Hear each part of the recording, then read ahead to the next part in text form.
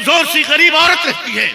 जब उसके दरबार में पहुंचा और पहुंचकर हमने पूछा, ए हलीमा ये बता कि तेरे छोटे छोटे बच्चों के साथ मक्के का एक यतीम बच्चा भी रहता था, आमना का लाल भी रहता था, अब्दुल्ला का दुलारा भी रहता था, वो 6 से 7 साल की उम्र का मोहम्मद बिन अब्दुल्ला भी रहता था सल्लल्लाहु अलैहि वसल्लम।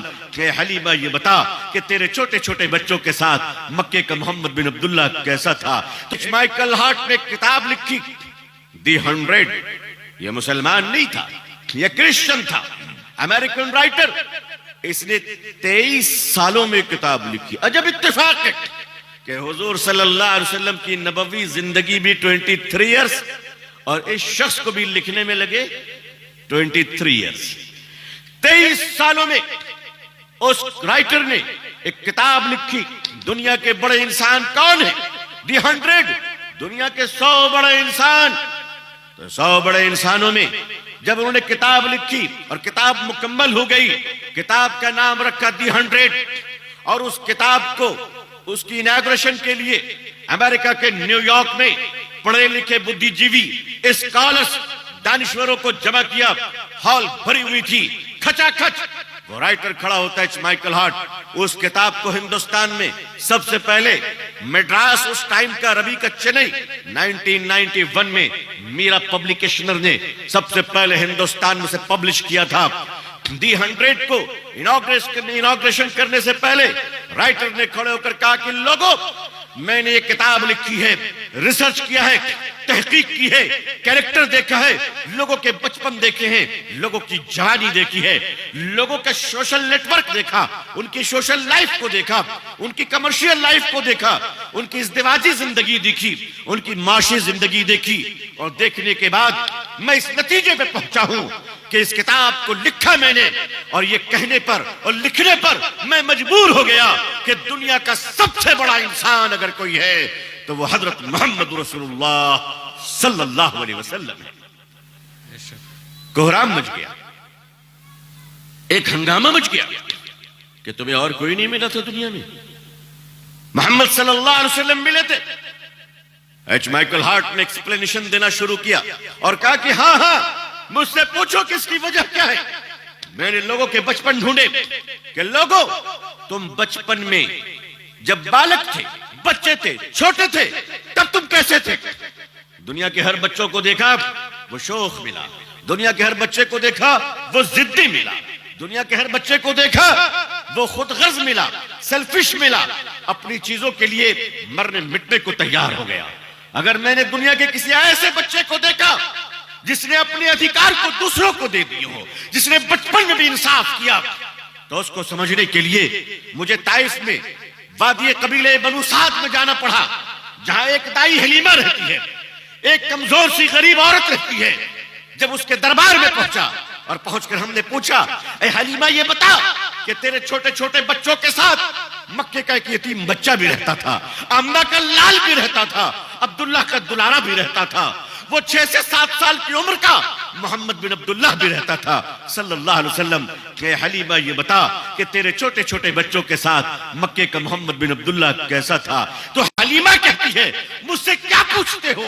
वो ऐसा इंसाफ वाला था कि एक बार दूध पीकर इंतजार करता था कि मेरे दूसरे बच्चे भी दूध पी ले, ताकि वो बच्चे भूखे ना रहे। ये मोहम्मद का इंसाफ था सल्लल्लाहु अलैहि वसल्लम। पूछते हैं कि मोहम्मद का इंसाफ पूछते हो? अगर मेरी बेटी शिबा अगर बकरियां चराती थी तो मोहम्मद रसूलुल्लाह सल्लल्लाहु अलैहि वसल्लम बचपन में घर पे बैठने में शर्माते थे और फरमाते थे कि हलीमा, मैं तेरे बच्चों के साथ हूं और तेरे बच्चे की तरह हूं, मैं भी काम करना चाहता हूं।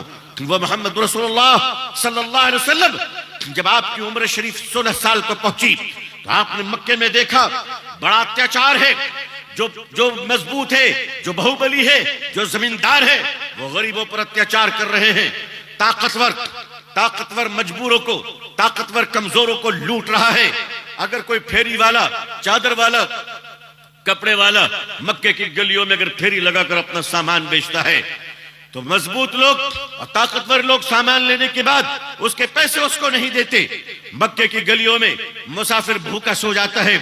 16 साल की उम्र में हजरत मोहम्मद रसूलुल्लाह सल्लल्लाहु अलैहि वसल्लम दुनिया के वो पहले अजीम इंसान हैं जो 16 साल की कच्ची उम्र में आप इन हालात को देखकर तड़प जाते हैं कि नहीं, कोई इंसान भूखा क्यों रहेगा, कोई इंसान प्यासा क्यों रहेगा।